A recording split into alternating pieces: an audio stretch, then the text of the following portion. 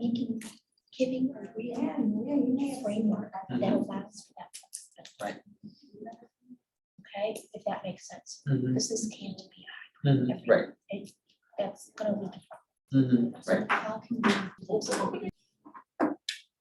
Okay, we are recording. And so did we want to, you two are you gonna act as chair this meeting before we vote on a new chair, or do we need to speak about that? Are one of you willing to act as chair in this meeting? I think I'm gonna act as chair. Okay, so I nominate Amanda to act as chair for this meeting. And I second it. Who's secretary? I was advised I should not be secretary. Oh, I agree with So, that. yeah. You're the department. Okay. So I think Alright. it would either be probably me or Heather. Okay, so then, Sure, I can take notes for this meeting if you need. Yep. any opposition to Amanda acting as chair for this meeting? Can I steal 3 sheets of paper there? And I'm gonna take- What is the quorum of this group? Five. Oh, 5. Five. Oh, I thought we needed 8. We're doing great today. You need- Well, the legislators don't count. Yeah, we're- So we made it, huh? Do you need a second? We did get a second, but we didn't vote on that. Amanda, do you want to call a vote on that? Or do you want me to call the vote, because I'm not? I How do we just do who's that? acting Chair, she wants to April. Okay, so I'll, April seconded, who seconded him? Heather, I think. Heather seconded. I know. Okay, all in favor? Aye. Motion passed. Amanda is acting chair for this meeting. All right, so we're calling to order at 2:33, September 16th. First up is chairman's report. So we would like to first vote to approve June minutes. Jen has some items for review for the minutes before we do vote to approve them. Jen? Did everyone get a chance to look at the June minutes? When I was looking at it, it looked like there were some points that could just be clarified. Senator Ward, it said abstained, and I was just going to say to strike. Where is that word?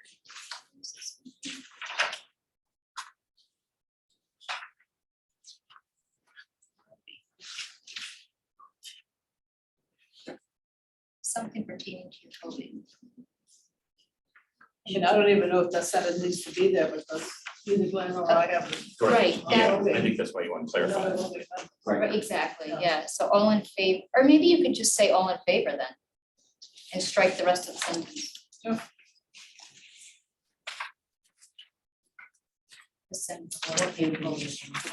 I think it's all business. It should be. Yeah, so just stop at all in favor.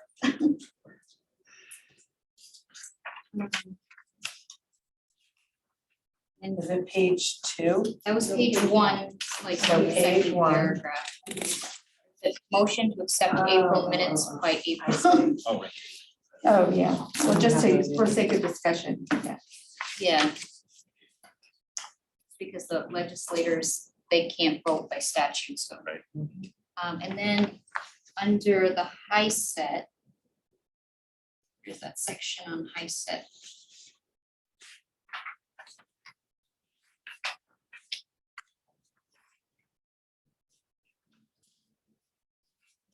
Discussion too. I wrote down a note that it should say motion to vote on high set recommendation and to include completed motion in annual report. The point that I was making is how it's worded, it just sounded like we were voting on it to go into the annual report, which we were, but first we were voting on it because we hadn't yet. So I just wanted to clarify that. It says,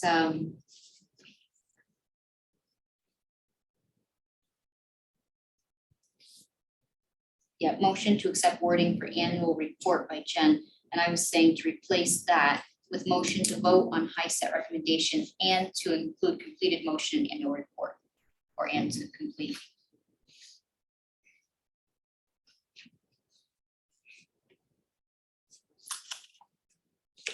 That's okay. And a little more extensively under home educator. Last section.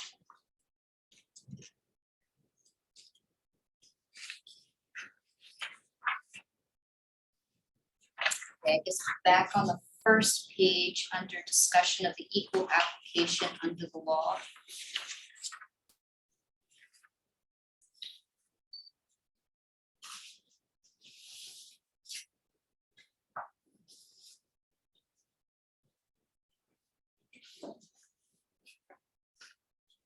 Okay, where it says, it is the view of the council that subsequent choice of alternative pathways with their own standards, requirements are secondary, blah, blah, blah, blah, blah.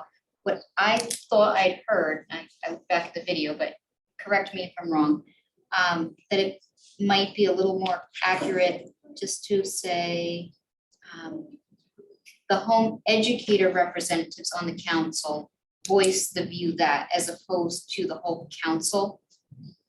So to insert that home educator representatives on the council voice the view. Yeah. Because that was more that, and then I was going to include a quote from Tim and a quote from Heather. And then at the end, just put basically the motion. So I had Tim argued that he doesn't believe it matters whether the program is funded if the parent is deciding to choose to use it. Right, yeah. And then I said to Tim, my own quote in the council, in what I wrote in the motion, I didn't mention funded or unfunded. What freedoms are in current law are what we are concerned about preserving. And then before voting to agree, Heather clarified what we want to send to the commissioner is a concern that we want to protect those liberties or freedoms, which would be eroded by adding other things in that require things, other pieces that are not consistent with these 4 guarantees. So in other words, if you're using Prenda and you can do those 4 things, it can sit in that bucket, home ed law. If you're using Prenda and it can't, then it can't sit in that bucket. So those were the other parts of the discussion. So at the conclusion of the council's discussion, we reached agreement that all people notifying under RSA 193 must be able to enjoy the same freedoms.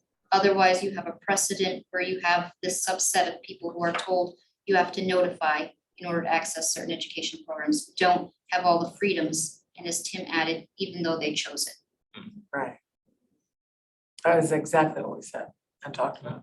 Okay, so yeah, and then go to the motion, because it wasn't exactly unanimous at first, but those were the different. So can you send me all that? Then Yeah, I put a note, get the notes from Jen. Yeah, I can type it up, my computer works, I couldn't print it. I mean, is it possible that we can, do you have any, I'd be interested to hear what other amendments others have and that we could approve as amended.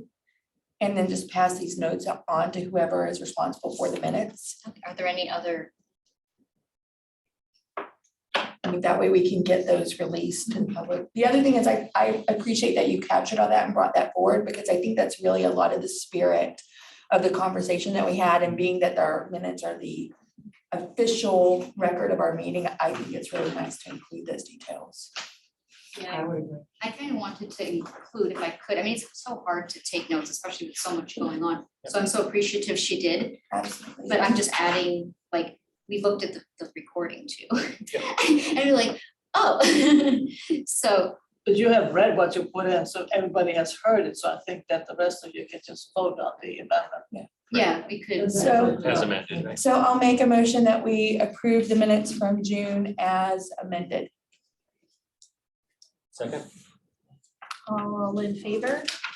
Aye. Motion is passed. I think you're supposed to pass it. Is anyone opposed? Nope.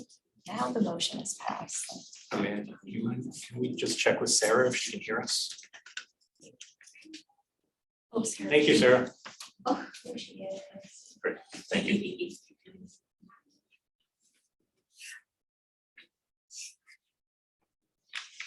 So this is, the minutes are on a Google Doc. Could you not just type that and boop, put it in so that she doesn't have to retype the whole thing. Yeah, maybe. I mean, I don't, Just share that doc with me, yeah. Yeah. Okay, does that make sense to just cut it? yeah. And so you will send me the Yep. minutes when they're completed, because we need to post within 5, I think it's 5 business days. On our Why did I website. say I'd be this? It's business days. Business days. All right, so we all set with that part? Yep, okay. All right, the second part, we have 2 resignations that we just need to call to everyone's attention and talk about for a minute.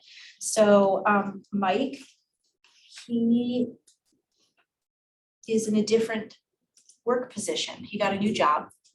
So great for him. It's fantastic. Good for him. And so sad part is that he can't be in that role anymore because he's no longer. Right. He no longer fits into where he was.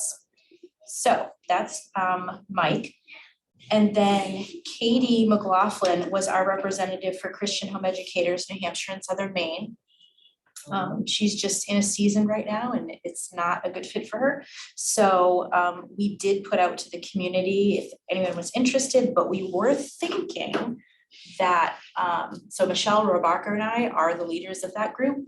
And so we discussed and we think that Mike would fit into that role quite nicely and he is fair, trustworthy, he's a man of faith, he's a great guy. So I did actually send that nomination to Tim and to Frank to nominate him for the position. He did, as far as I heard, that he mentioned he still is interested. Yes. And would like to serve if we can find him a spot. And so that would do that.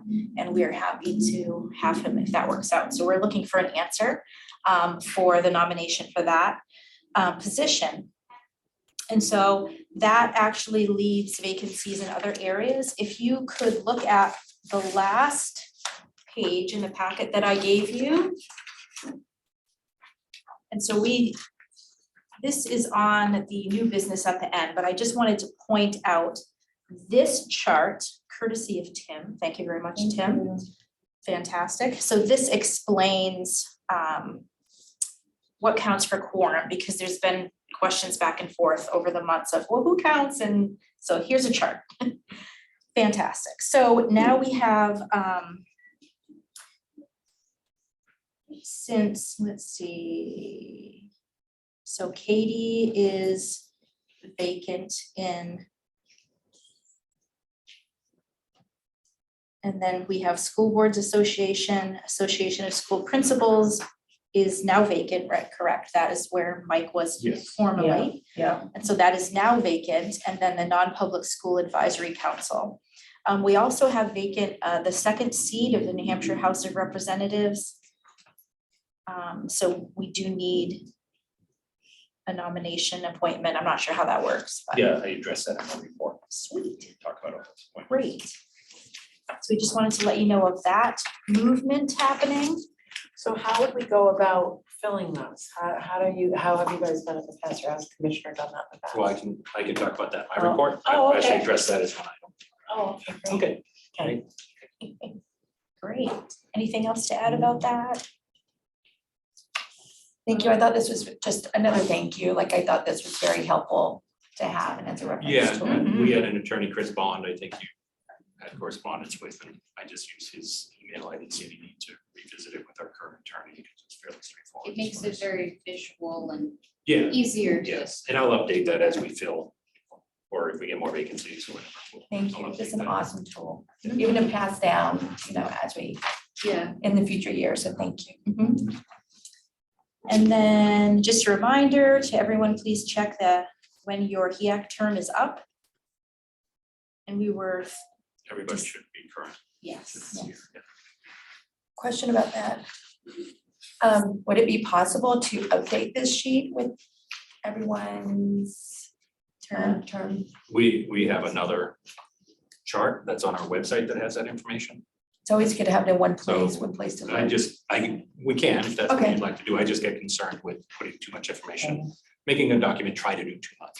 Sometimes that's all. So So I can when certainly you add it. click on the link on the website, it actually has a list of all our contact information and our term is listed there. So that's the document he's referring to with the actual to the public Correct, Right, yeah, information. yeah. Yeah. I can add a column if that, I think that would be awesome and helpful. Thank you.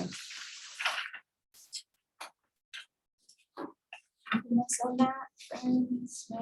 No. So Jen and I went and gave the year-end report to the state board in August. I think it went marvelously. Mhm. They had no complaints. They just smiled at us. There were no questions, nothing. Wow, no We were like, question. wow, this was easy. Yeah. Yeah, they just like, Oh.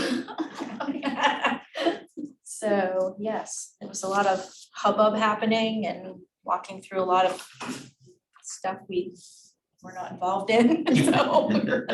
It's our turn. Many commenters coming up, not related to us. Yes, yes. Right. Yes, so that went well, so we didn't have any, there was no questions asked of us, we just kind of went over some basic points. And then that was it, so it went well. Anything on that? All right, this last bit I actually added, and this is part of what is in your information attached to the agenda, is that I wanted to make sure I understood what the purpose is of this body, and what is the measurement tool that we use of our effectiveness. Because like many of you, I mean, I have lots to do.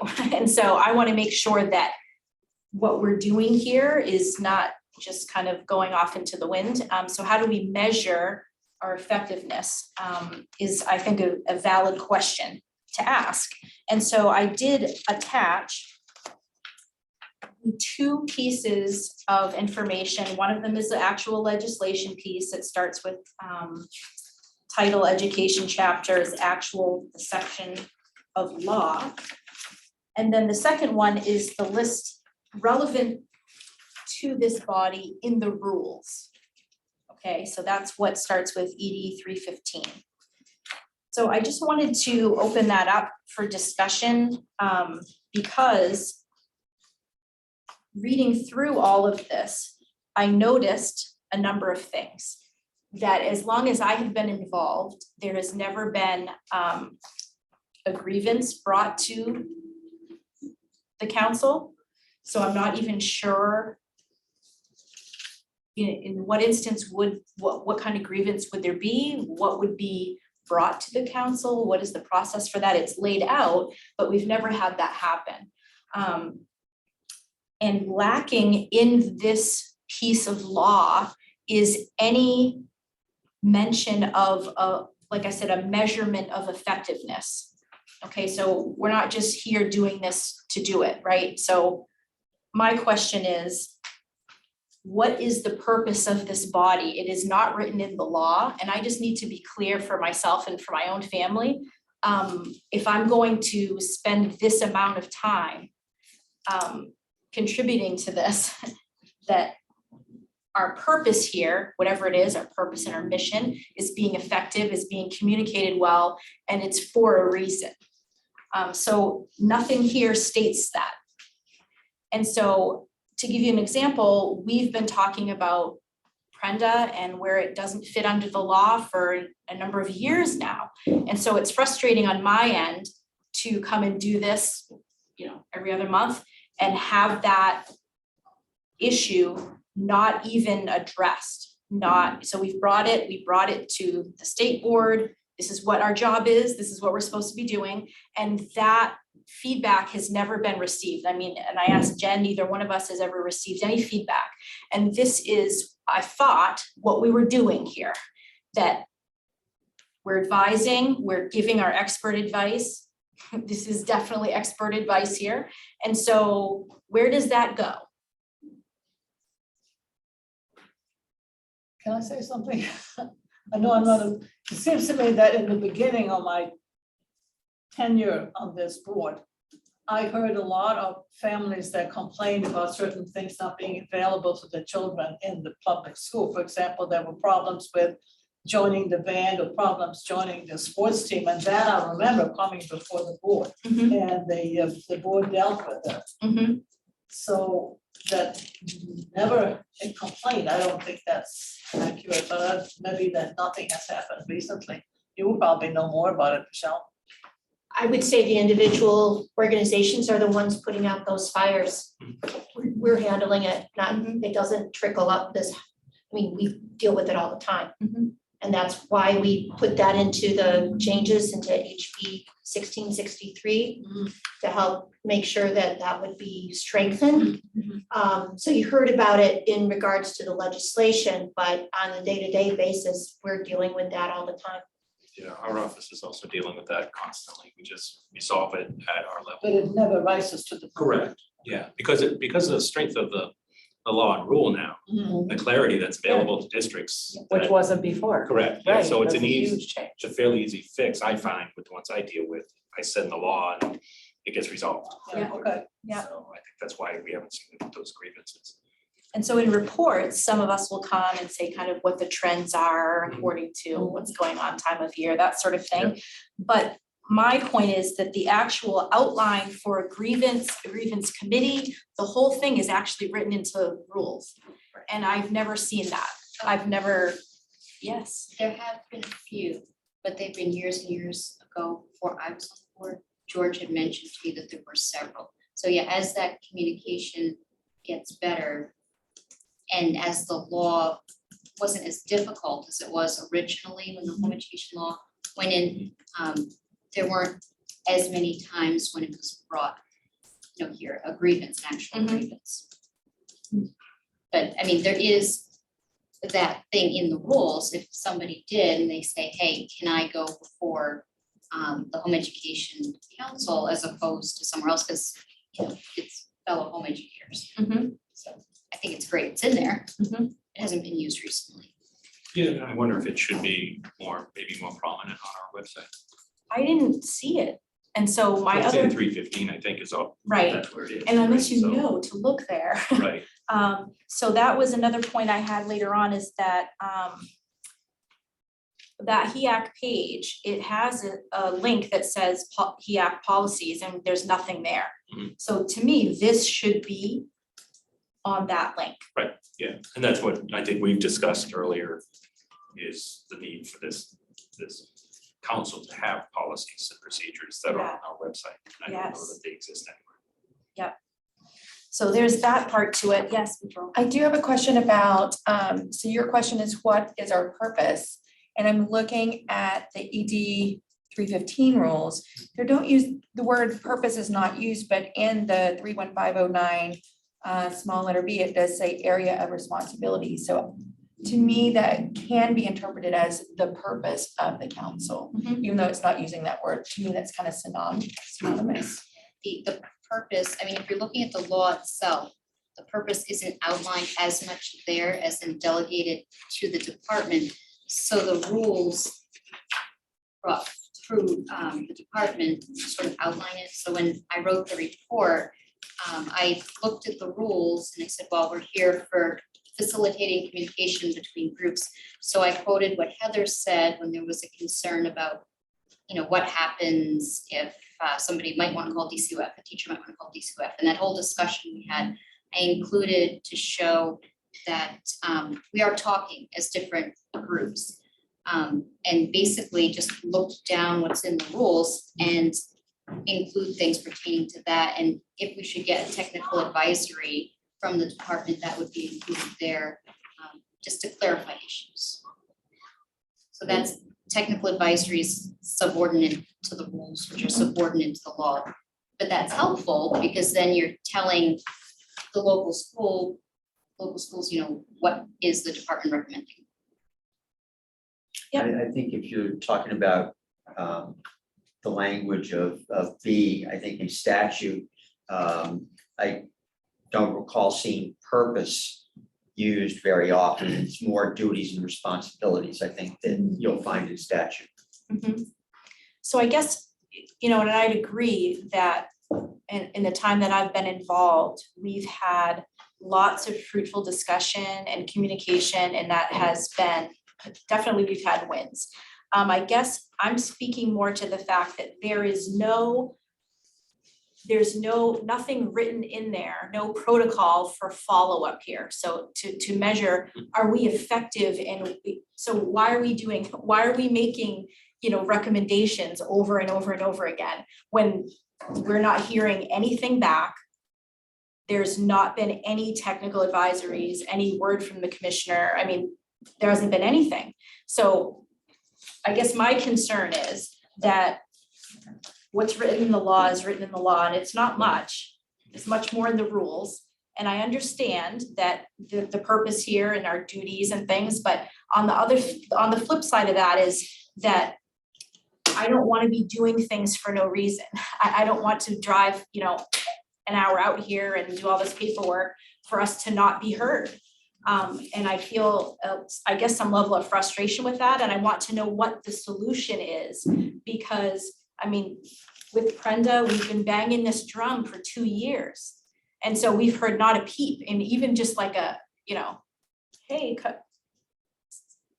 let us know, where's this at? Do you hear us? I mean, do you understand? Or what can we do?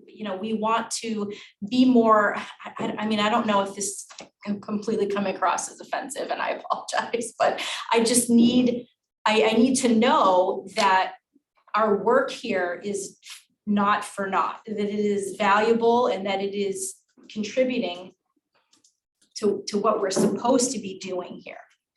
I think sometimes maybe what you're talking about with Prenda might require a legislative fix. And it's been difficult the past couple of years with everything that's gone on, COVID and et cetera.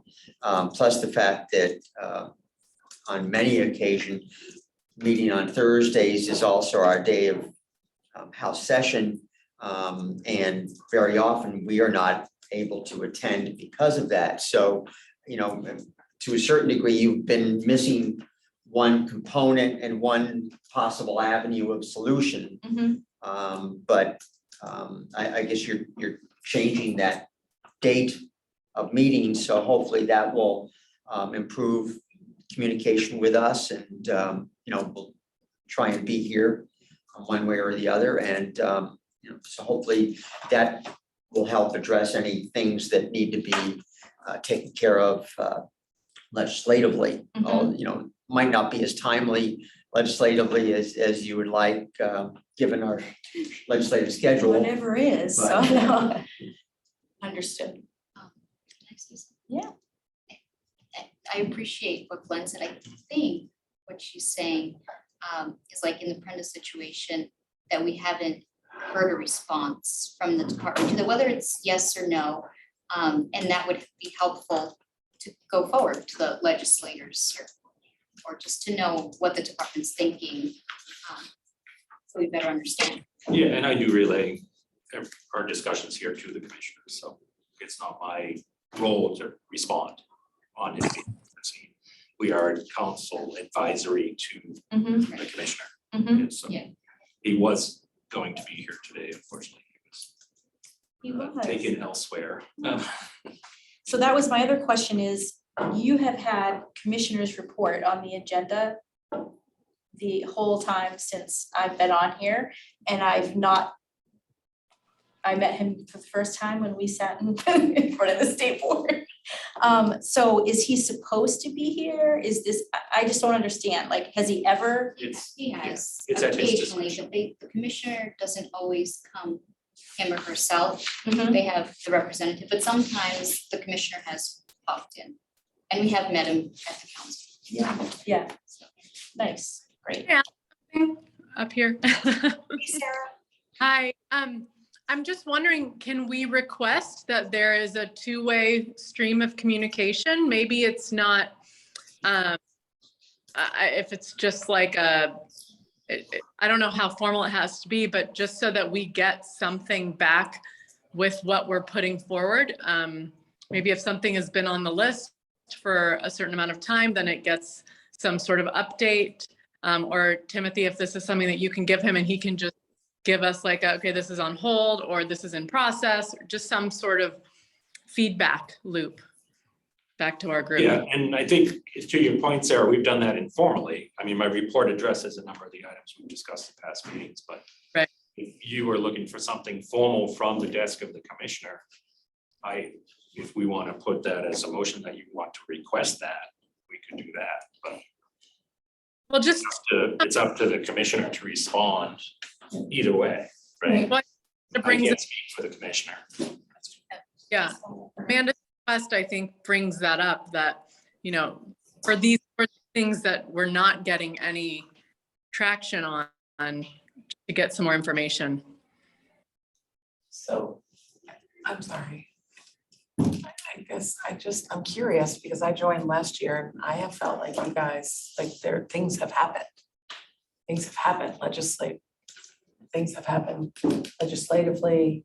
This law was updated and clarified. I think that's for sure from work that you guys are doing here. So for someone who just joined this committee, I don't know, a year ago, right? Yeah.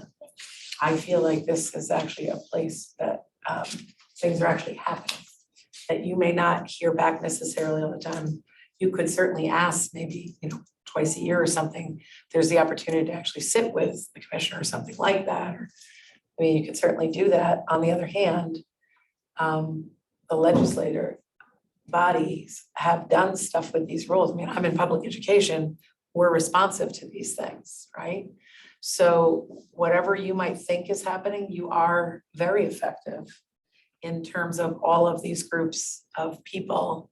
I report out every single month at the two associations I belong to, the school administrators and the special ed administrators, that this is a collaborative relationship between the department, public education, home education, and those things can be collaborative relationships and really good for families and children versus they don't need to be adversarial or pitted against each other. So I think what's evolving, like when we do those Q&As or people ask questions and the public come on, I think you guys are. I'm actually a little sad hearing that you're feeling like what you're doing isn't making a difference. I think it is. So, and I'm out in the field every day. So I think there's been a lot of positive changes for home education. I had told you that probably 25 years ago, I started out doing those home evaluations for families because they had to have some proof to the school. Like, so look at how far you've come as a body. And last year we were, looking at that law and making revisions as they passed that. You have kids having much more access to school if they want to.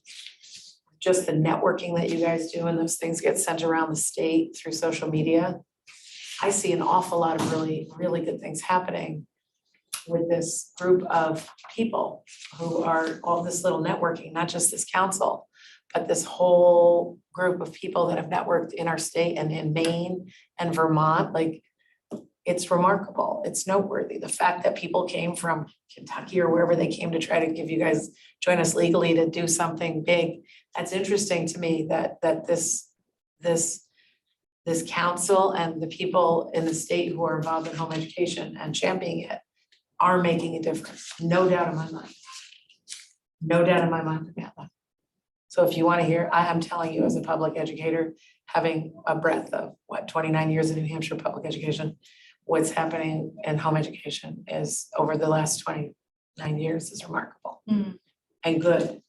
And I would wholeheartedly agree, but from my seat, that has to do with the grassroots people, our boots on the ground Yeah. that are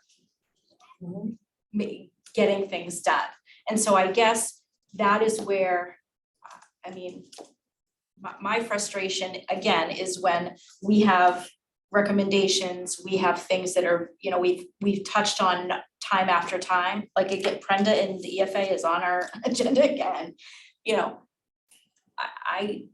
I get frustrated with that, with no feedback loop as to, okay, is this on the radar here? Are you hearing what your experts are saying about this and what our concerns are? Yes, we've absolutely, in the community had amazing wins, and that has taken so much effort, so much time and effort for our groups to manage. And I don't know, yes, so April was gonna say something and then Jen. So I think we have to keep in mind that we're an advisory committee. The commissioner, according to, the law and the rules, has no obligation to report back to us. We also have to remember that Tim has been appointed just like we have been. And I just want to bring, like what you said, you can bring the information to him, but you can't speak on behalf of the commissioner, Correct, right? yep. I Yeah, don't sure. know, like, for some members, if it would be helpful to know, like, there's no comment, like, from the commissioner, right? Like, Mhm. you're taking it. No, because no comment is a comment, right? Like, if you think about it, right, that's, I also totally get where you're coming from of how effective are we?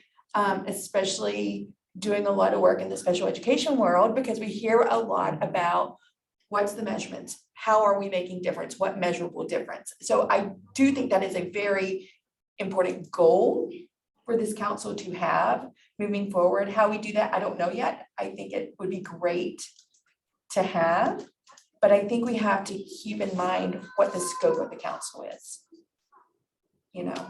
And it would be great if we were hearing back, right? But at the same time, that's not our role. The commissioner does not report to this council. It's not But then- mandated. It would be great and that- if we did That that. goes back to, again, then what is our, why are we doing, why are we here? So if we're not even being acknowledged, our recommendations aren't being acknowledged, then what are we doing? Like what? I understand what you're saying, and it's not, he has no obligation, agreed, but then do you understand what I'm saying? I do, but sometimes keep tapping that drum, right? That persistence, just being that nag, if you will, right? That's usually has a negative connotation. I don't mean it negative, but to keep sounding that drum, finally, you don't always get a result the first time, the second time, maybe not even the third time. Like Heinz 57, it might take 57 times. But just not giving up and persisting. Try to be a legislator and see how fast you can get. That's God bless you. repetition No. and over and over again. But I always think about this group as a resource group. And when I talk to people who are thinking about home educating their children, I refer them to, look at it, take it out, talk to the people. And also you have this Granite State Home Educators paper that comes out on a regular basis. Do you participate in that? Do you write a little column and, I think that's the only way. You have to just put it out there. But there are a lot of people who look upon this group as a resource, how can I find an answer? Where do I go? I did this, I actually called Jen this summer and connected a family to her. Yeah. Because I do think it's a great resource. Well, yeah, I rely on. I know who to I just ask sent out now. a request for Yeah, information the district was looking for their policy. Yeah, and I'm not fishing for compliments here, guys, No, like no, I'm totally I not. was- yeah. That's not what happened. Also as a measurement of success, right? I think if you're looking for a number, one of the, according to the rules is that effective communication. The fact that there hasn't been a grievance come forward means those are being resolved before they reach that point, either by, people, right, home educators out there, other people who know by the department. I would think that's a metric to be proud of, that there haven't been any grievances brought forward. And I don't think anyone knows that the grievance committee exists.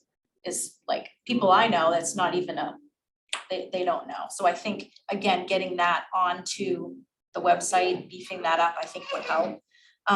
This was just, we don't have, there's no decisions to be made on this topic today. I just wanted to bring forth kind of where I'm at with, we have to decide who's gonna be the chair here, who's gonna be the vice chair, who's gonna be the secretary. And this is taking time away from other things. And so that, I need to know that there's a reason and that there's a purpose in what we're doing here. So thank you guys for that discussion. I appreciate it.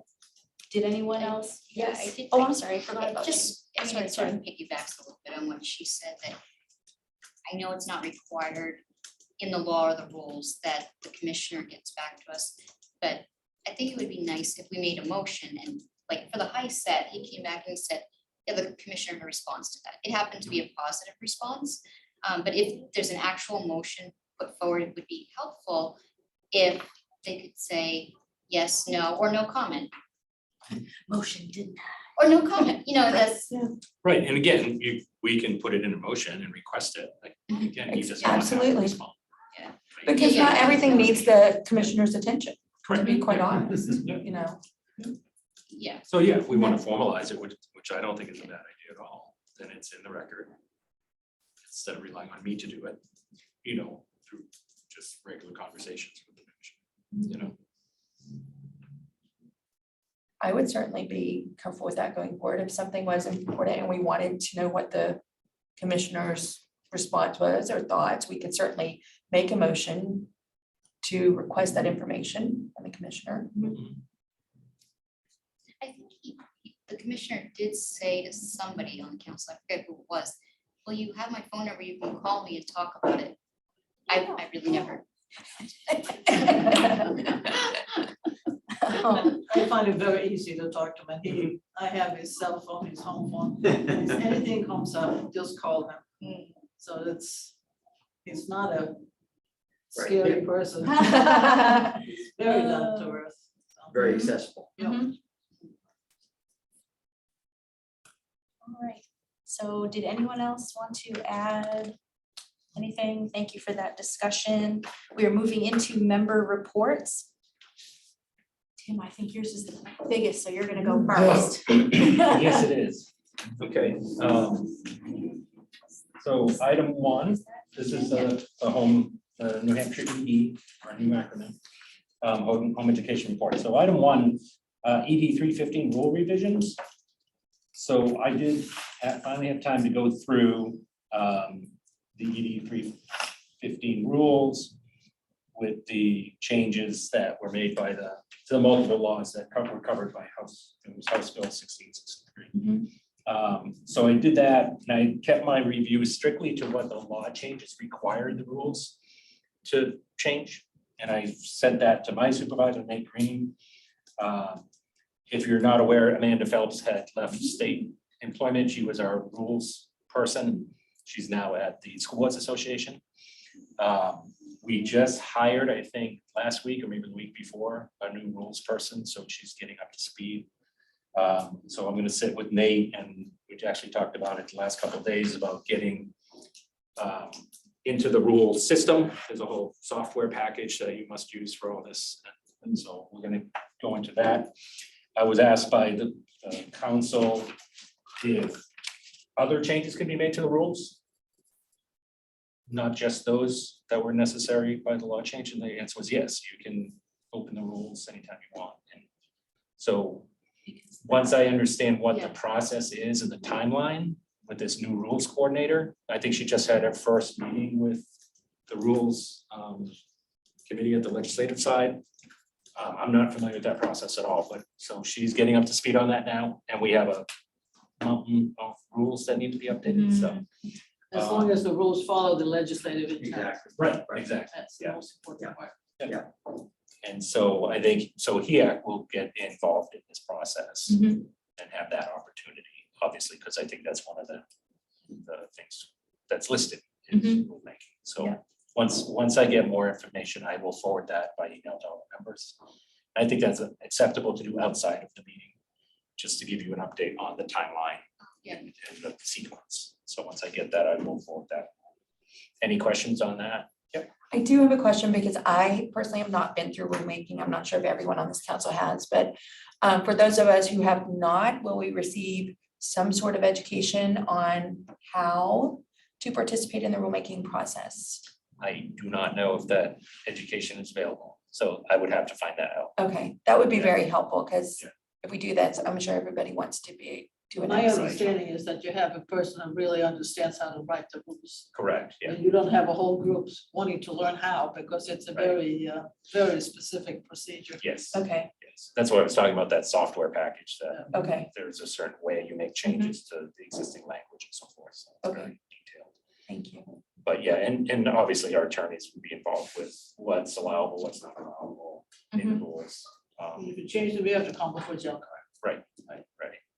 And so I did notice a lot of the changes in the just in a general statement, a lot of changes in the law were not changing anything that was in the rules, which was interesting to me.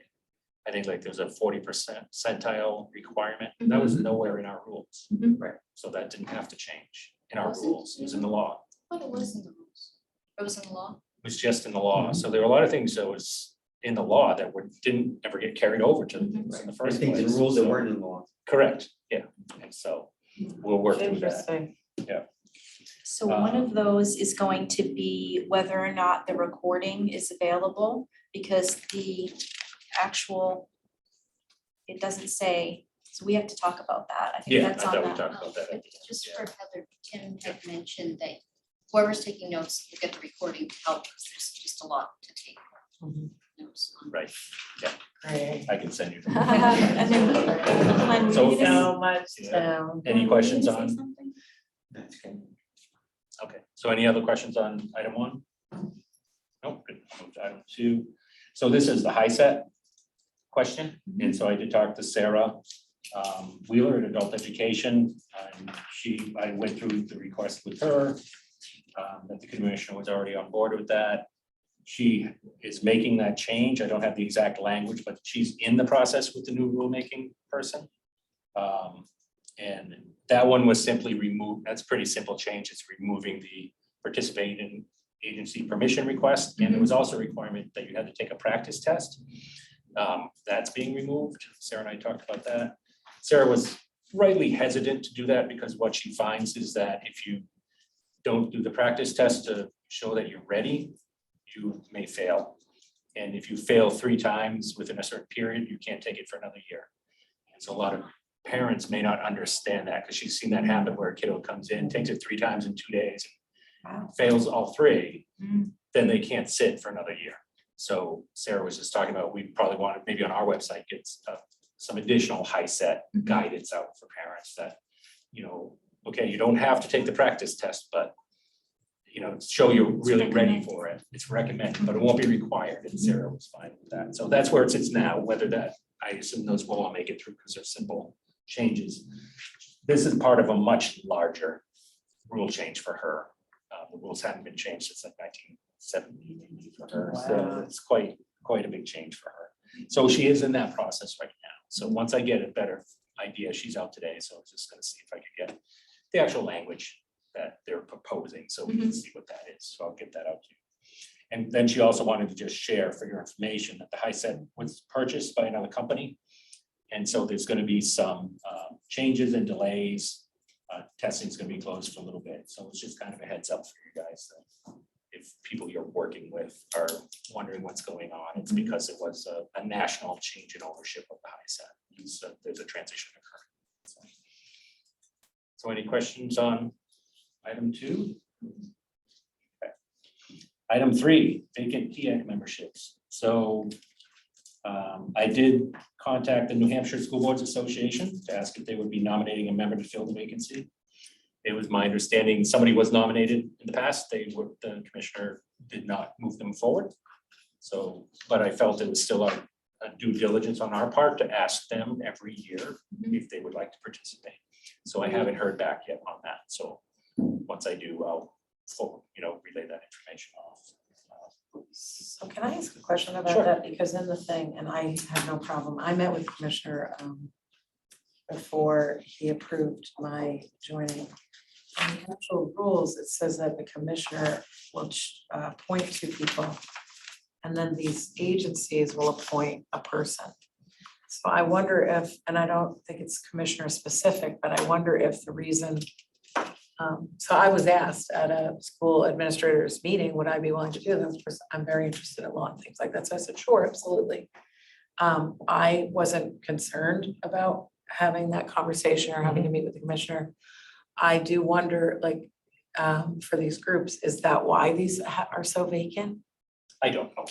So I would just love to figure out a way to get them to have people on, because it was Yeah. really Oh, yeah. helpful to have the principals association. Would be great to have the school board, because the more the public education part of this knows and understands how this all works and how we can support each other. Like when I heard that story, I'm like, like this family, right? That you hear these stories, or when I call you and say, I have this family, do you know how we could help them? Right. I just think it's really important to get these people on this council somehow. Yeah, and I agree. That's why I reached out. Yeah, bummer. I'm And gonna as I call them. understand it, like you're saying, so Yeah.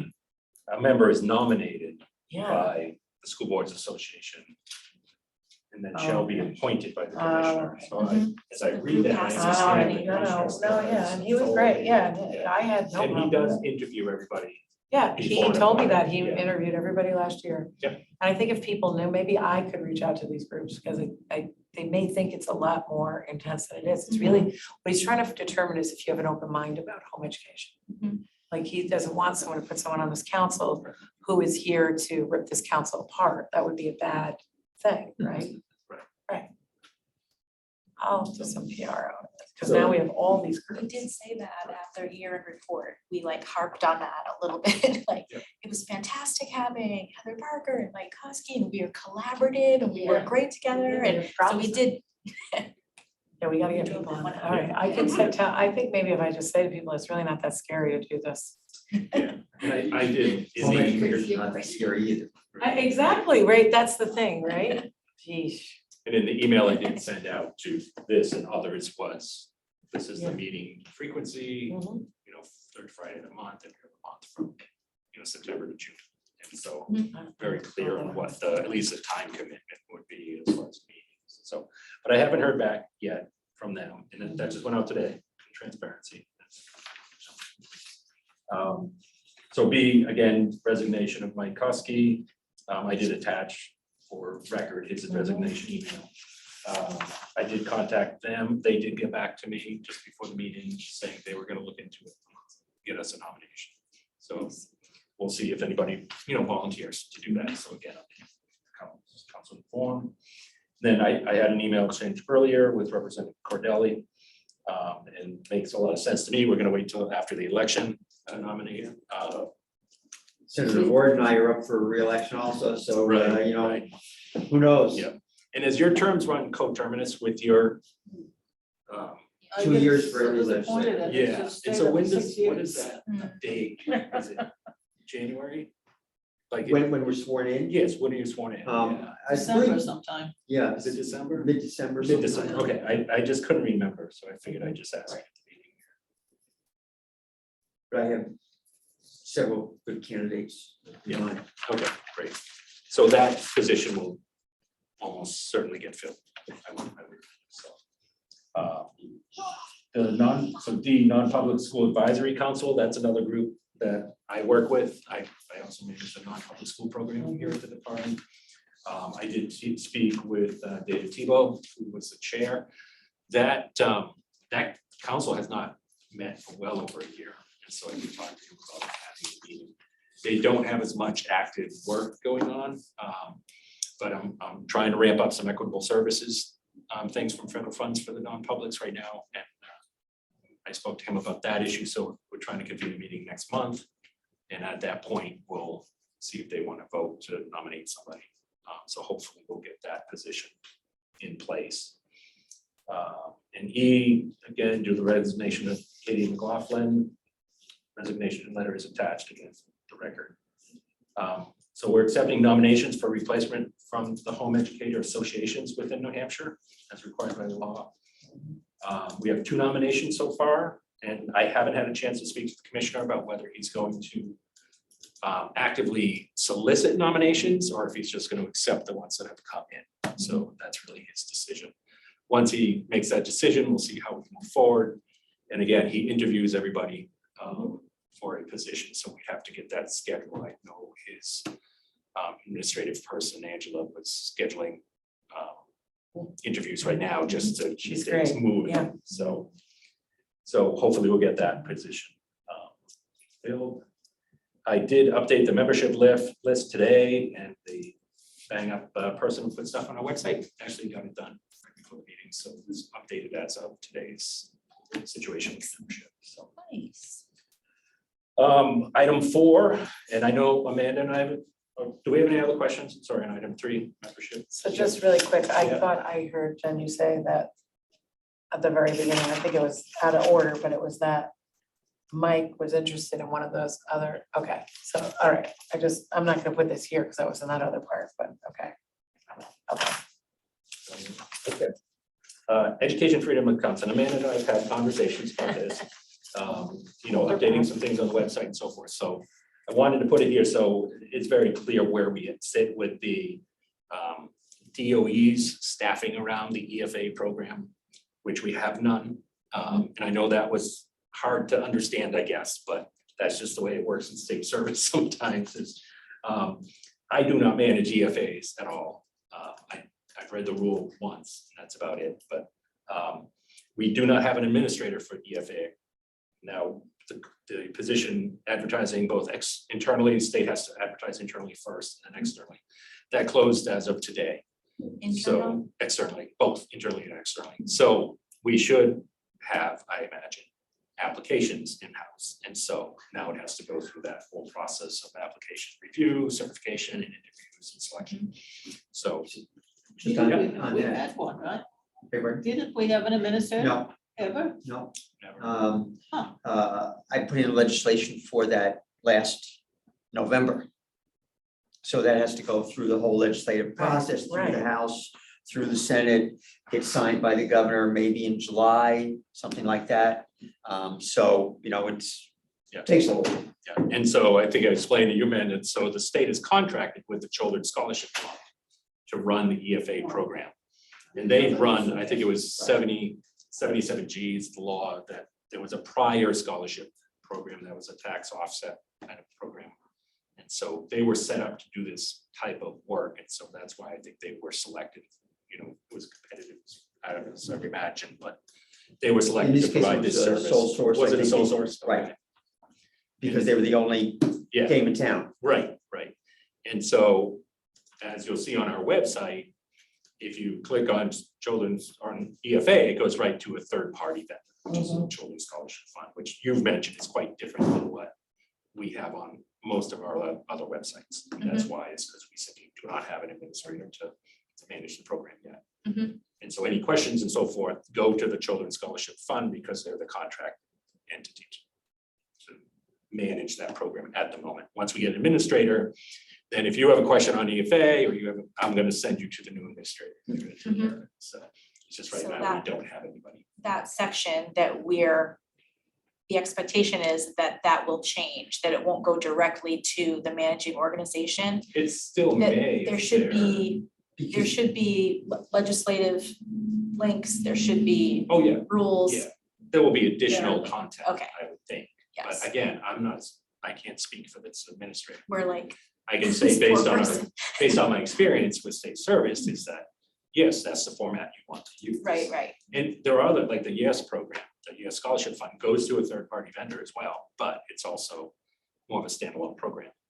So we do have those in the state that just are a third party when that contract is in place with GNC. So I just wanted to clarify that because I know there's been a lot of questions about EFA and it's not only me, we have another Mark Manganiello. He's our fiscal guy. He gets all kinds of questions because he runs the dollar side of it. But he gets phone calls, which he doesn't need to be answering because it's not for him.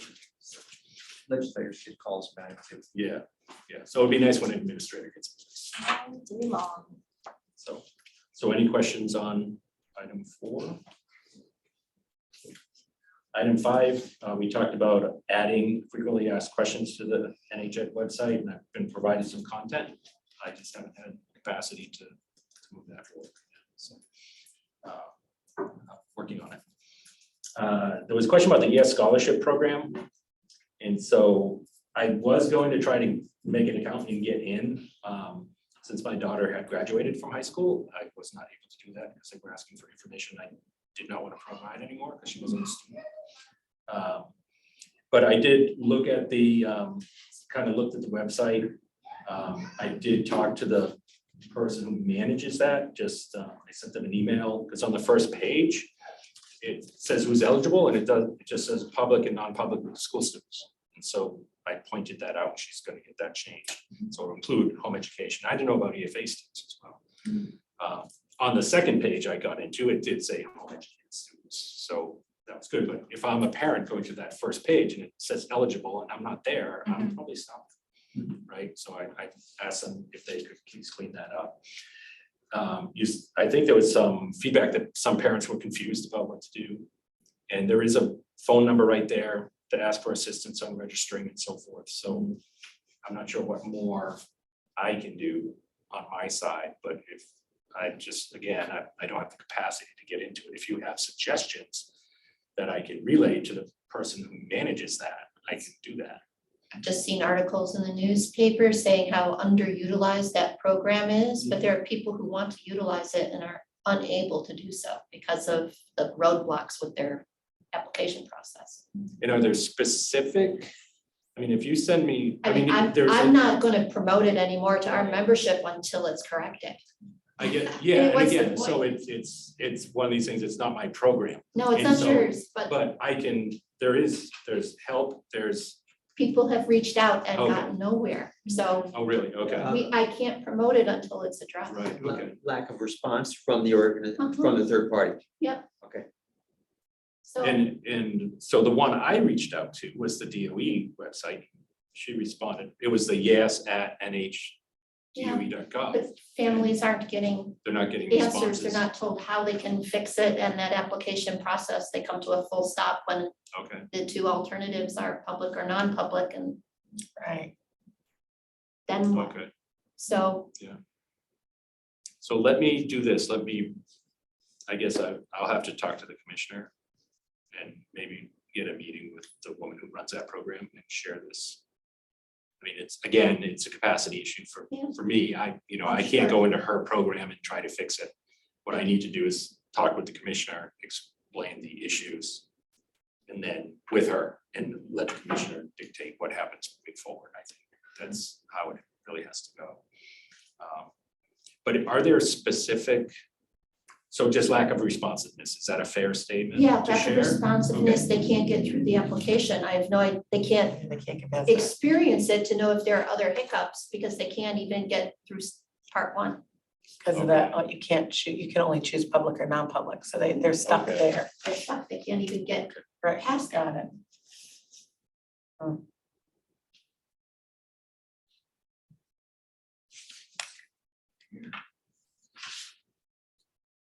And is that after you create the account, I assume? I haven't, because Okay, I yeah. also don't have, Because I can't get School far age into kids it to without, do the yeah, I'm the same application. way, yeah. so I can't create one to try it out. Okay, let me reach back out to the commissioner, manager of that program, see if we can get that first hurdle knocked down That to would, start and then see what else. we that would be helpful. Okay.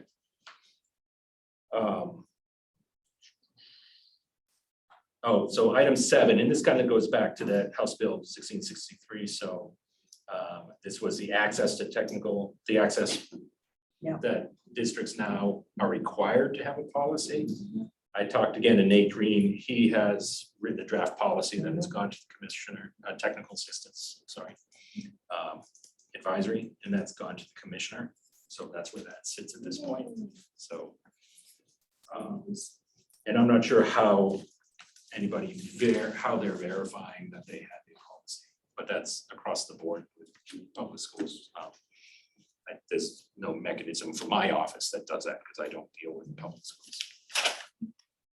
It's usually when it's not, you don't hear from the people or it's working fine. Exactly, right? yeah. We hear from the issues. And so we just usually do what you do and Yeah. send them the law and And so that's what I had. So any questions on anything in the document? is there an extra copy of that? I was snooping on her copy. Yeah, you can have this copy. Oh, yeah, I have one right here. Yeah, I do have it. I thought it was very helpful, very nice. Okay. I Yeah, know, thank you. this is great. Thank Yeah, the you. written copy I thought was awesome to kind of look through. Mm. And just to have a history of going back, Right. right? Yeah, Like, that's exactly, yeah. fantastic, thank you, Tim. Great, great. So up next is Sarah still here? Hi, Sarah.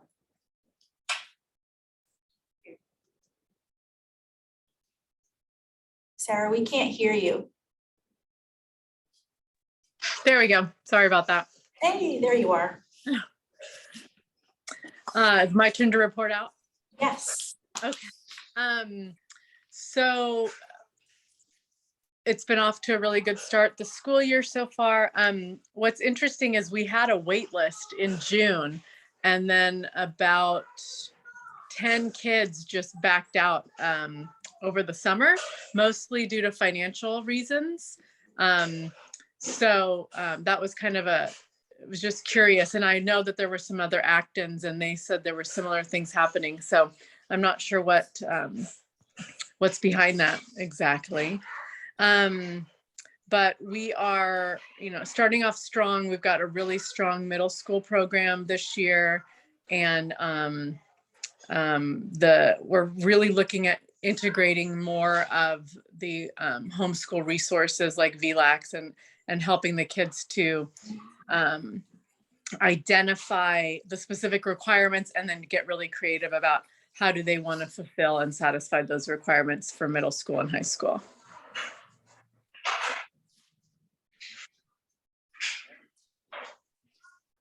I have a question. Just hearing VLAX as a homeschooler, I think it's very important to realize that VLAX is a public charter school. And so, yes, a homeschooler or a public school or non-public school student can access VLAX, but VLAX is not necessarily home education. It's not an instant home education. So I know I've heard a lot of that, so I just want to make sure that everyone understands that VLAX doesn't necessarily equal home education. Yep. All right, thank you, Sarah. You just move on to the next one, right? Okay. All right, so Christian home educators, New Hampshire and Southern Maine. I'm gonna update on that one. And there's really not too terribly much to update, except that co-ops are kicking off and all the lovely back to school pictures and people are getting back into their routines this fall. So things are going well. The YES scholarship was the one thing that has been coming up. So we already talked about that. And I think that's it. Next on the list is actually Althea asked me to share. She wouldn't normally be sharing this from New Hampshire Homeschooling Coalition, but they have a homeschooling 101 meeting coming up, and I just wanted to share that on the record here. It is Meet Zadia, oh gosh, if I'm butchering your name, I apologize. Zadia Eisenberg from New Hampshire Homeschooling Coalition. And this is Thursday, 9/29, 5:30 to 6:30 p.m. at the Fisk Free Library in Claremont. And so Ms. Eisenberg is going to be talking about the legal requirements in New Hampshire, the basics and how to get started, where to find resources, the educational freedom account pathway and option, and then meet other homeschoolers and get your answers to your questions. So Alfie asked me to share that, and that I did. So I will probably go to that 9/29, 5:30 to 6:30. Yes, at the Fisk Free Library in Claremont. Fisk, It says Fisk Free Library. FISKE. Yes, 108 Broad Street in Claremont.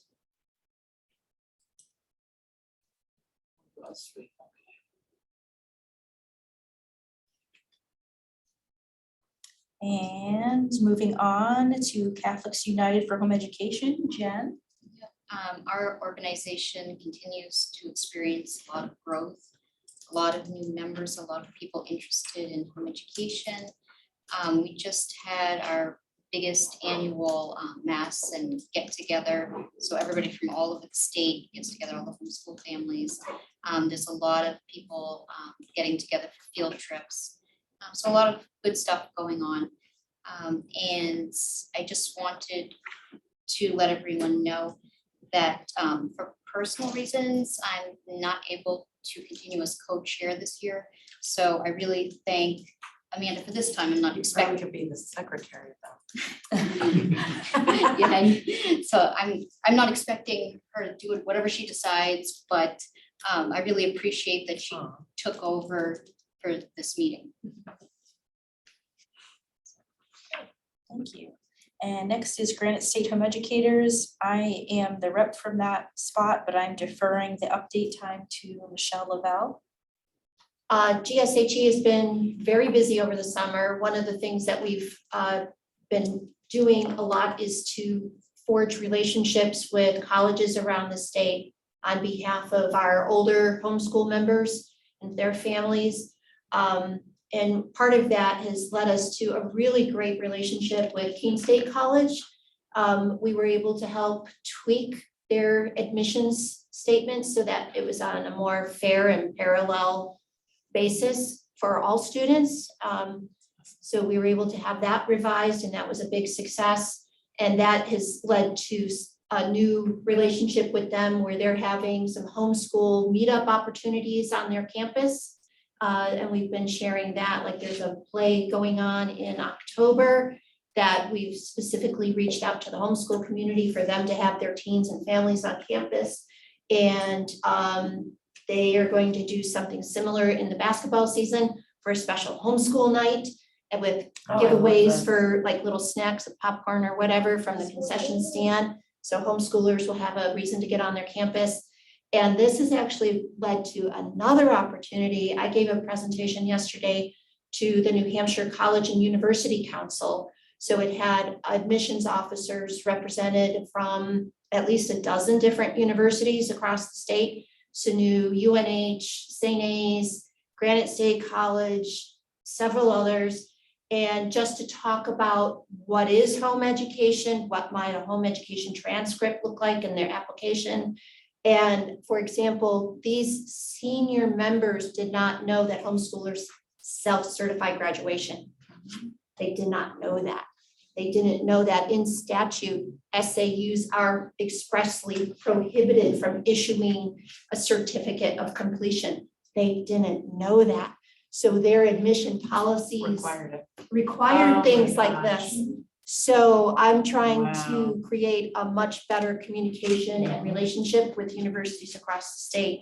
Now I realize I only can speak to New Hampshire's laws, but this is making them aware that it's different in all the states. And so they're becoming, they're going to be designating people within their staff to become the homeschool designated person so that they can be then look up what it might be for Vermont, Mass, Connecticut, Maine, whatever is relevant. So I thought that was a huge step forward for our college-bound homeschoolers, especially in light of how many students are going to have at least some portion of their education that may be home education for some port, even if it's not their complete transcript. So hopefully this will be something that reaps dividends for a lot of families. So that was huge.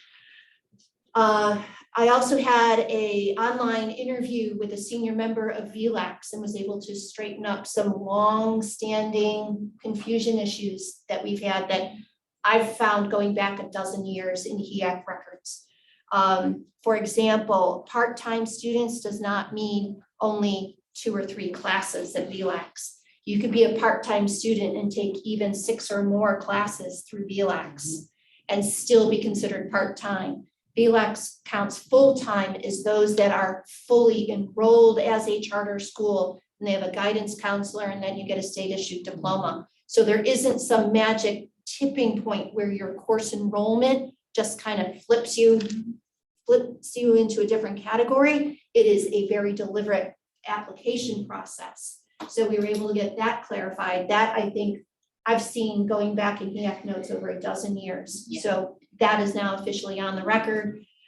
We were also able to clarify that they didn't know, their VLAX did not know that if they had a family during the school year that was applying to be full-time, they knew they had to file a home ed notification letter to cover for truancy issues. They didn't know they had to terminate that home education notification in home ed law. They didn't know. So now, and they thought notifications had to go to the SAUs. They didn't know there were options. So I've been working on this for over 5 months to get that clarified, and we got it on the record in a recorded meeting. And so now it's on the public record. So that was huge. So I think that helps clarify, like what you were saying, how, you know, VLAX isn't necessarily home education, it is a charter school, but the overwhelming majority of their students are part-time. Now, they could be part-time, being a public school student of record Right. and taking a couple lots of classes those. there. They could be taking a full-time charter school student and taking a few classes. There's a lot of moving parts. And that confusion has, how do you define a VLAC student? How do you define a home education student? I think it's being compounded that VLAX does not ask if a student is an EFA student. They don't even ask in the registration process. I've had that clarified by my contact. For non-full-time students, you're saying? They don't ask at all. So they ask when you sign up, where you are a student of record. So if you are at a public school, it'll say what school, whether it's a private school, a charter school, homeschool, they don't even ask if they're an EFA student. And since that is one of New Hampshire's 4 pathways, it seems to be A lag right now. a lag, but we're now a year into this program and it's still not on there. I It's think not like because it they don't just have it passed. administered, right? It's Right, like right. it took months to get it through. So. Yeah, it's a process. It's not, I think that's amazing. Michelle, you need to send me a little blurb. Yours is kind of It's on my like, newsletter. I every feel month. like it might be the equivalent of this amount of stuff that I'm adding. I do my own HEAC report and I have my own newsletter. I All do right, it. that's great. So that's there. I also That saw in the sounds- news about the Away To program, and you were able to put me in contact with the people there, and I've had some very productive discussions with them. That is a hands-on job learning opportunity that currently is for public school students. I'm trying to see if homeschoolers can become eligible for this as well and how to make that happen. So the contact there has been great. I've had a few discussions with him and we're in the process of working out how to make that happen for homeschoolers. And it's like has a series of those self-assessment type questions, that I remember in the years, it was a bubble sheet. What do you want to be when you grow up kind of things? What are your skills? What are the education pathways to do that?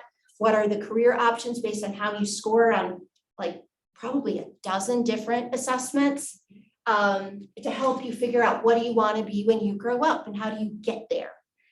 So I'm trying to help make that accessible to homeschoolers. So that should be a really nice thing. And in the meantime, GSHE is sponsoring a semi-formal for teens on November 3rd at the Hampshire Hills Athletic Club in Milford. We've been able, because we're sponsoring, we've been able to get the cost down to $27 per person. So that's really cool. We've got a Facebook event so people can go through and participate. Over the summer, GSHE did 10 outreach events across the state from, New Durham to Manchester to Dover to all over. We did 10 and I've got a 11th one coming up in Nashua on October 5th in conjunction with the Harkness House. That is like a new co-op. It's a private school that the DOE approved and they're trying to make it like an a la carte homeschool opportunity as well. So I'm hosting an intro session there on the evening of October 5th and they're doing an open house right before that. We are also doing our annual Not Back to School picnic on Friday, the 7th. Not back to school. Not Back to School picnic. We've done one every year since 2018, except for 2020. That one, it's like the big black hole for everybody. But we're in the process of planning that, but we've got the date. It's going to be the 7th, probably 11 to 1. 7 of what? October. Well, it's still Yeah. semi-seasonal nice out there. Where will it be? We're figuring that out. Okay, so So right now details it's not back to pending. school picnic, Not Back to School 10, picnic. 7, 11 to 1. Yep. Location. BYOP, bring your own picnic. But we're gonna have raffles and Location to be announced. last time we had over 300 people show up. So Wow. a few things keeping us busy on the Sheesh. sidelines in addition to helping families and living on Facebook. Wow. So We don't know where it is gonna be yet. I've got ideas, but we've got to finalize it. Trying to narrow it down. Narrowing it down. So that should be fun. Yes. Excellent. Thank you, Michelle. Thank you. And then Allison is not here. Heather, Sure, so I brought back after we met and the laws passed, how important it was of 831. There's policies in school districts around co-curriculars. I report out every month about the things we do here to the school administrators. I actually think I'm gonna ask if I can report out at the New Hampshire Association of Special Ed Administrators too. That'd be a good organization to get somebody on, because a lot of the questions have to do with special ed. Yeah. Right? Last time we had rulemaking, there was a special ed representative on the rulemaking. It was really helpful. It's gotta be helpful, because, right, because it's a really important group that we don't want to lose sight of. So, other than that, and I also point out every single time I get up and talk about the council, the positive relationships between us and you guys, and how important the people coming forward asking questions actually helps you sort of, it's just like if I was in the legislature, you hear what people are struggling with, that kind of gives you insight into, oh, here's a gap, or here's a misunderstanding, or there's not clarity around this. And that's where the technical assistance and having, frequently ask questions and all those kinds of things, be just so helpful, right? So I guess I want to ask this question. So on the state website for HEAC, is there a place like, almost like a virtual bulletin board where the different groups could be posting all these things? Because I know like this is gonna come out and it'll be public, but if I was in the community and like these families who want to do this or participate in a limited way in a public school, but also want to homeschool, all these cool things like the picnic and the book swaps that you guys did last year, and the, back to school pictures or not back to school pictures, or just all these events. Is there a way to create something like that on HEAC? In a way, it's on there because there's a section where they have a link to each of the individual groups. So like what she said for Granite State Home Educators, you click on that link, it brings to her site, and everything on there is out there. You can see some groups are more public than other groups. Our group won't necessarily put everything publicly out Right, there. because it's not, you're not asking the public to participate. But right. they are, yeah, Right. we're asking for membership and then you participate and see everything. Right. Some of our stuff is public. Yeah, I can't think of any site on our page that has anything like that. I just Schools wanted could to be hear doing the same this, thing, like yeah. these homestead families. And That it's will great settle because out. there are kids coming into the schools, and this goes all the way back to my time in Concord, who are coming in for languages and participating in co-curriculars and extra, they always were, but not all districts did it.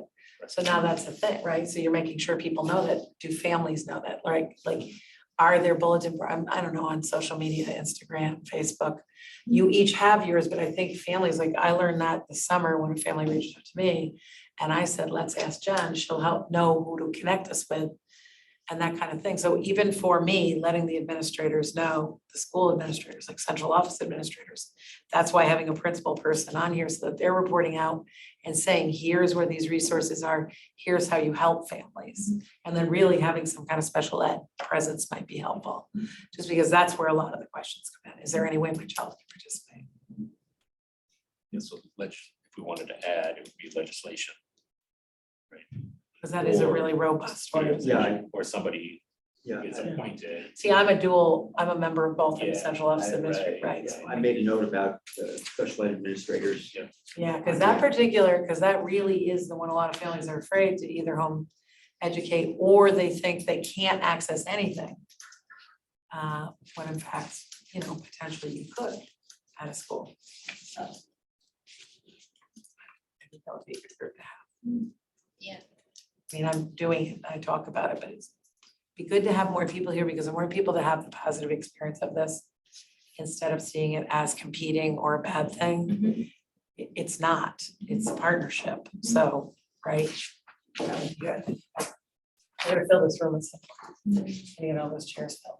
And there's a wonderful example just from this conversation. We had our senator and a representative here, that's not in our law. Like, maybe that's something that, can be, brought up as a bill. So those are, how much from our conversation, what information do we want to track, right? To see how effective the council is. So that might be one too. That's a great point. All right, thank you. And then the next three are the vacancies.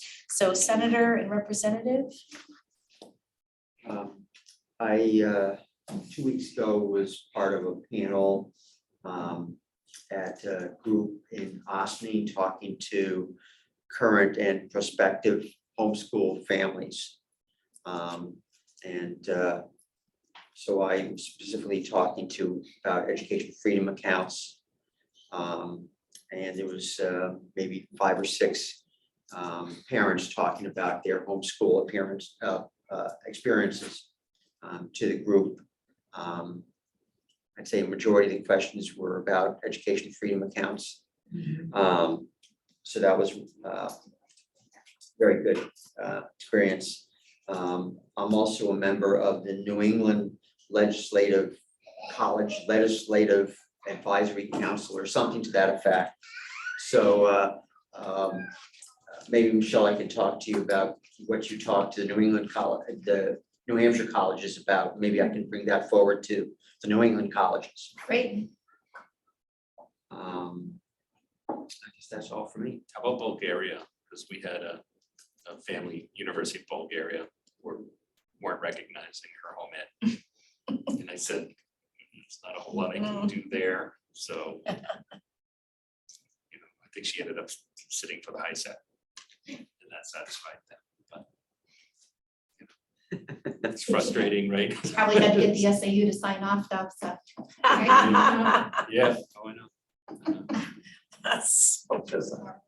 Thank you, So for the Representative. Senate side, we had a bill last session that passed to start to have employ a special education advocate for families.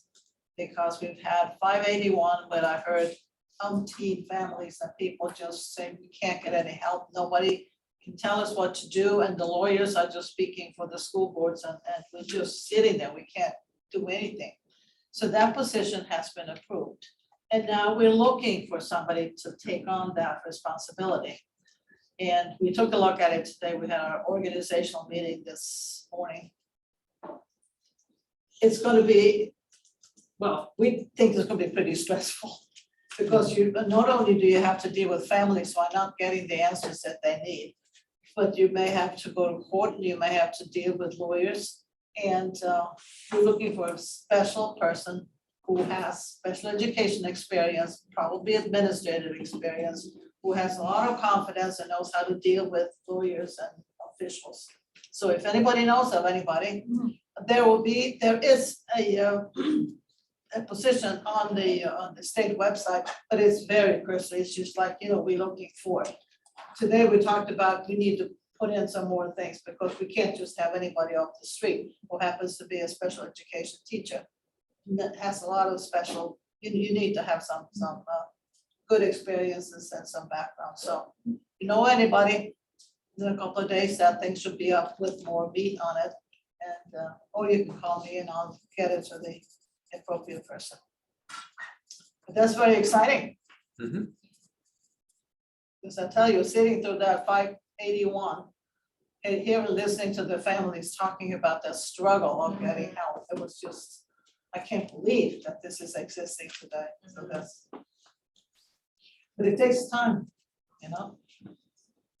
patience. Process. Thank you, Senator. So Commissioners report. Yeah. And then old business, a lot of this we've already talked about. The equal access policy, the YES scholarship. This next part about the DOE website and discussion for improvement. Again, that circles back to that there's no one in that position yet. Again, that educational pathways drop down it looks like a disaster. It looks like there's 10 different ways to satisfy. So the sooner that we can get that cleaned up, I think the better. We also, again, talking about Brenda. And so a little bit of digging, this contract, we had been under the impression that it was for just 2 years, but then it has been extended at an executive council meeting. So I just wanted to share that information. And this was sort of marketed as a enrollment for 1 year and to address learning loss. And so this is one of those things that we were recommending, and we did in the year-end report, that Brenda not be either they have all the freedoms that home education provides under RSA 193A, or they're in a different bucket. So that was the bucket conversation. And that since Prenda is a hybrid, it's a mix of both, it really doesn't belong under RSA 193A. So that is what we've been consistently talking about. Michelle brought up that there are EFA families registering for VLACs, and that there's confusion about, where you're notifying, and we've had people in the homeschool community that are in Prenda community pods, but they're also EFA families. So this is crossover that we feel like shouldn't be happening. And so we need to, I don't know what we need to do about that, but so it needs to be in my assessment, one or the other. So we're seeing that there's folks that are enrolled in both programs. And also, I personally have written an email to the, is it the Americans for Prosperity? Is that their name? Yeah. So their information is sponsored on Facebook, it's all over the place, and the information on their website promotes Prenda as the only micro school option in New Hampshire. And it doesn't cover what it needs to cover. And I wrote an email to the managers, the 3 people in charge of that whole gig, and didn't hear anything back, and it hasn't been changed. Could you send me a copy of that? Yes, I will do that, because it needs to be updated, and it hasn't been, so.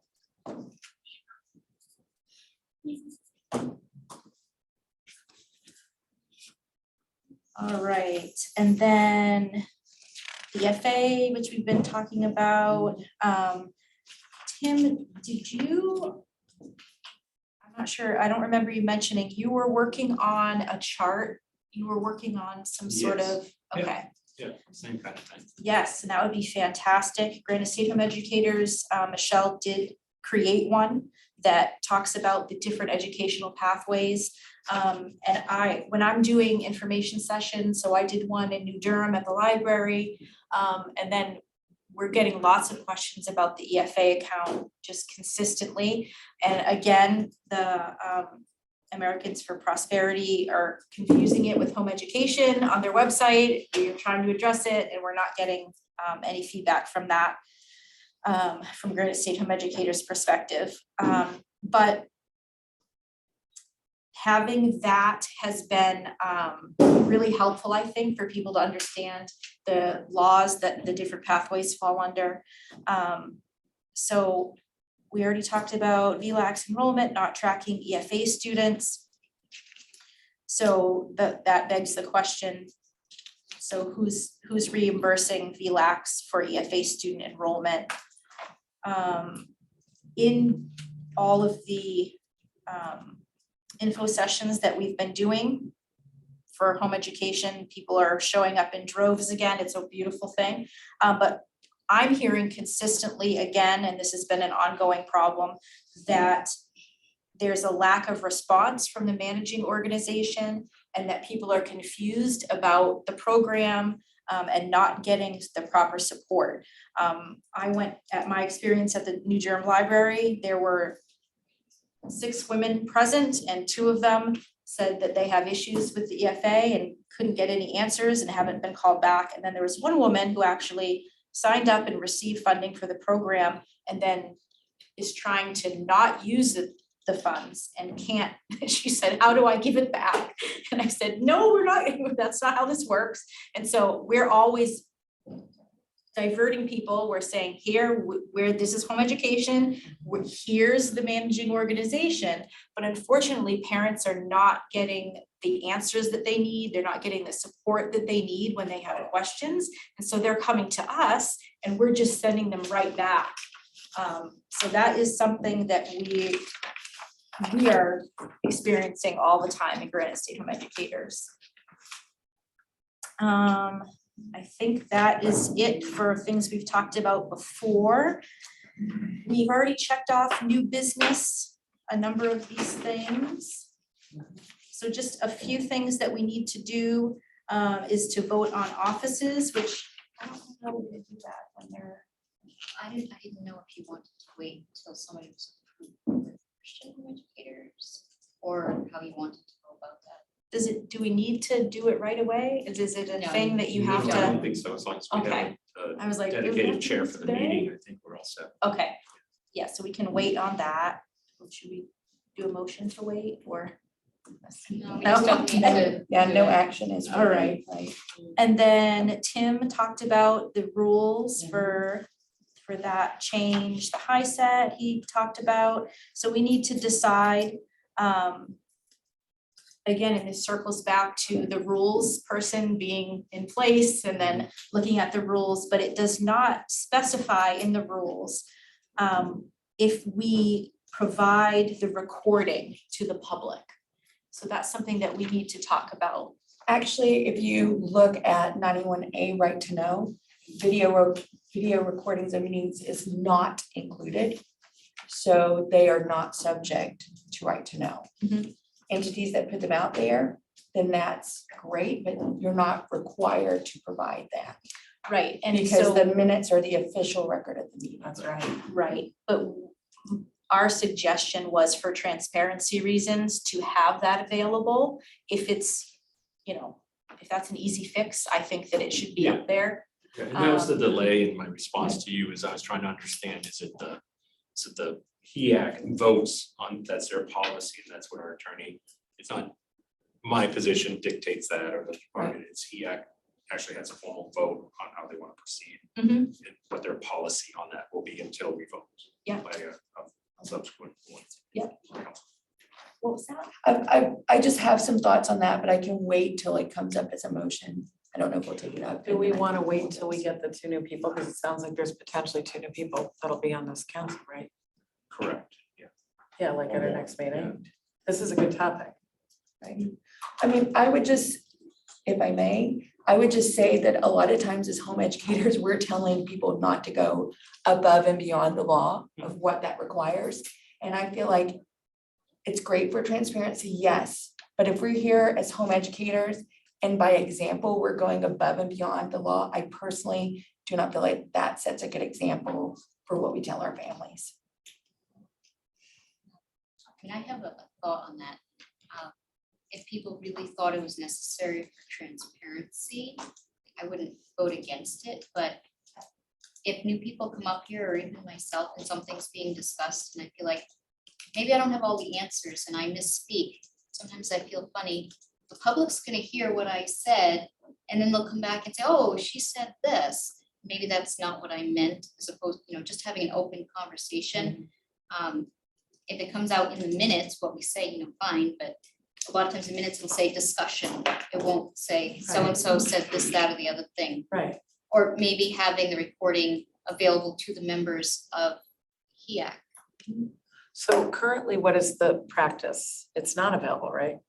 It's only available for members. Right, and so particularly for no that is an members. interesting point of view, because that was one of the things I admired when we were looking at, and there was pressure on this council a few months ago to actually make changes to the rules that would, in a way, from your point of view, dilute them and make them less important. It would be easy to say, oh, we'll take Brenda, oh, we'll take EFA, right? And you guys are really this group, this council differentiates, this is home education, and that law has been really cleaned up. So it is crisp, like this is what it is, it's not this. So I actually admire your position that you tell people not to go above and beyond. Like you don't have to give a school, you don't have to ask an SEA to sign off, you don't even have to tell them you're doing homeschool. I like the recording before to aid the person writing the minutes. Yeah, man, that would be Yes. helpful, because I'm gonna need it. Yes. Once the minutes are read, and improve, then you can just get rid of the reporting. Exactly. I like that, because you might worry about what you're gonna say in a meeting. Yeah. Like if Well, I'm not, yeah, if you that's- ask me a question, Right. I might actually say, if the public's gonna see it, because I am a public official, I'm gonna take that under advisement, because I don't know, whereas a lot of times we process stuff, and we're like, oh, wow, Yeah. I'll get an answer, but we talk deeply about it. I mean, I think it's nice to have it, right, live stream, which is different than Yeah, a 'cause people recording can that's join. out there, right? And something- Legislators, all of our meetings are recorded and available now at this point. So it's, I guess it's a good thing, none of us say any dumb things. We are very careful what we say. on Well, the- see, on and that's the thing. problem, is that you actually sometimes can't have that more vulnerable, robust conversation, because you're gonna be worried about what's gonna be a soundbite by somebody else. You always have to think about what you're saying. Exactly, which will curb, Some of us sometimes. well, see, and I, okay. I used to be up here with my video camera on a regular basis. And because there was difficulty getting minutes published to the DOE website under a different administration, there may be minutes never reshared online, ever.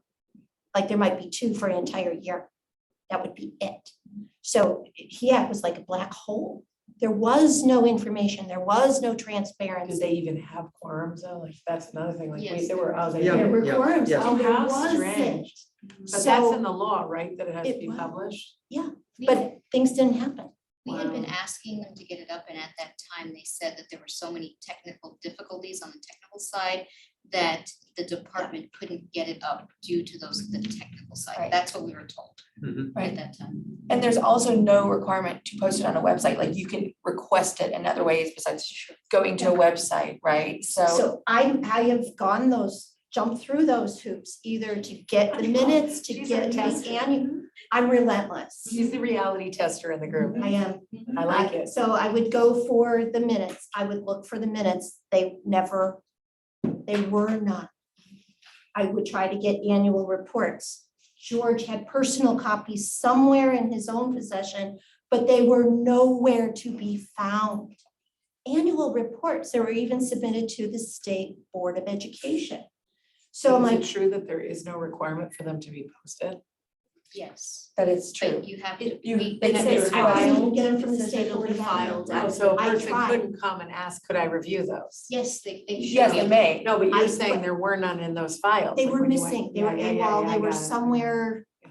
who I knows? actually have- So I But I'm made the that reporter. point, and that's why I would get I'm up the here reporter. and do video recordings. And that's what Yeah. prompted me to even create a YouTube channel. Mhm. So I have that.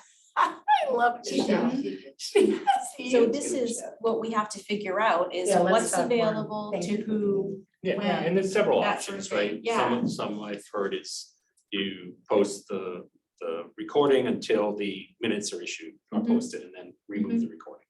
Because the minutes act as your Right, official meeting, And right? some Or you minutes. keep them on for a year and then you take them down. We have bandwidth issues, right? So Sure. That's we have a a true bunch of, thing, yeah. yeah, Mhm. I mean, the state board meetings are recorded and they stay up, I believe, at least for a year.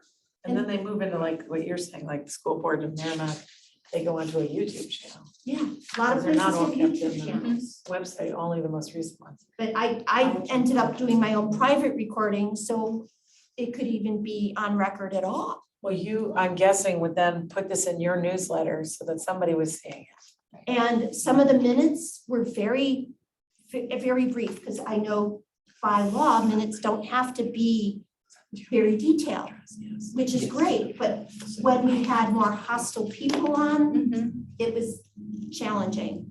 So, with a group like this, that may be less necessary, but we don't always have I just, such a friendly group. I have to apologize because I have a dinner party at my house that I at At your 6 house. PM. And I was like, if I could scoot out at 3:45, but this was such a good meeting. And now I'm like, okay, it's after 4. Yes. Right. It is. Enjoy. Well, I would just like to say, if you're attending as a member of the public or anyone, right? We don't have the right to stop them from recording a No. public meeting. That can always happen. Yes, So regardless of whether the council has the meeting posted or not, Yep. that's still available to the public. So, So don't we need to open it up for that or? because there's a person on there, Oh, right? yeah, you're supposed to. Yeah. Yeah, we just can't take a vote, so. Right, if we don't have a quorum to vote, then we can't take it up. Do we have a quorum right now? If she leaves, we don't. The video recording, is that what? Is there a No. motion? Or no? No, I'm There's a trying to choice. move on Public to comment. public comment. Oh, we can still hold those, we just need a quorum to vote. Yeah, Oh, did you want to vote on something right now? No. to vote to end it, right? Or Yeah, I don't Right. think we need a quorum for that. You don't need a quorum. Okay, so is it Okay, so- okay if I leave, and because I will stay if I'm gonna ruin this meeting. Sure. There's no way I'm doing that, okay? No, thank you. You guys, this was awesome. I'll see you in November. Thank you, And I will have I have 5 business days to put those babies up. I'm very rule Yeah. bound, yes. Special education is completely rule bound. They will be up. No, thank you. Thank you so for much. wearing 2 hats. Thank you. So at this time, we wanted to open up for public comment. Yeah, she was. So I see John Daly there from Hillsborough. Hi there. I can't see if my video is working. No, just probably Michelle stuck a thing out on Facebook and generally invited the public. So here I am. I don't know how Thank often you you. get people interested in your work. You know, I know you do a bunch of things. I was a selectman. I'm heavily involved in Hillsborough and homeschooled. My oldest is 18, youngest is 10 months. And currently EFA, and I tried out that yes thing, although we can't seem to figure out how we could actually spend the money on anybody. So that's that one's very restrictive. Yeah, I was just sort of curious to see how things are going and what you're working on, whatever. I do have a couple comments on your, certainly I'm on the EFA Facebook groups and things, and Kate Demers, I'm not quite sure how to pronounce her name. She's quite responsive. And I have her cell phone number and things that we've had all sorts of trouble with Class Wallet. I do wish Class Wallet would go away. So I'm hopeful that with you guys talking about a new administrator, maybe some of these troubles could be fixed. We do eventually get things working, but often with Kate's help directly, that she has her staff, right? She's in charge. They seem to be quite overworked and understaffed, and not enough. I don't know exactly. There seems like there's a lot of money involved in terms of their what their the 10% or whatever the number is for the EFA program, but it does seem like they can sometimes take forever to respond, months, and sometimes calling helps and is better than email, back and forth. I went to the application after you guys were talking about it, and maybe I misunderstood if you were talking about EFA or not, but it's when I click off the DOE website onto EFA, it has a bunch of choices: private school, out of district, public school. How are you going to spend the funds is the question. Career, technical education school, online learning programs, learning center, returning services, especially the education service, institute of higher education, or you can look at other, which is I think is what I did when I applied. And it says textbooks, curriculum, individual classes or program, computer hardware, transportation, a whole bunch of choices. So I don't exactly know why someone would get stuck on the application part of the EFA. Vendors get stuck for sure. That's a major problem. But the application side seems all right to me. But anyway, that's my comments. Great. Do we ask if he has any questions? Does anyone have? Thank you, John. Does anyone have any questions? Thank you, John. Thank you so much. Sure. All right, are there any other public comments?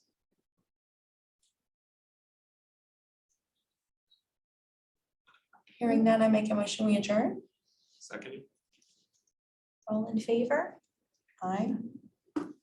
Motion is carried. Stop the recording.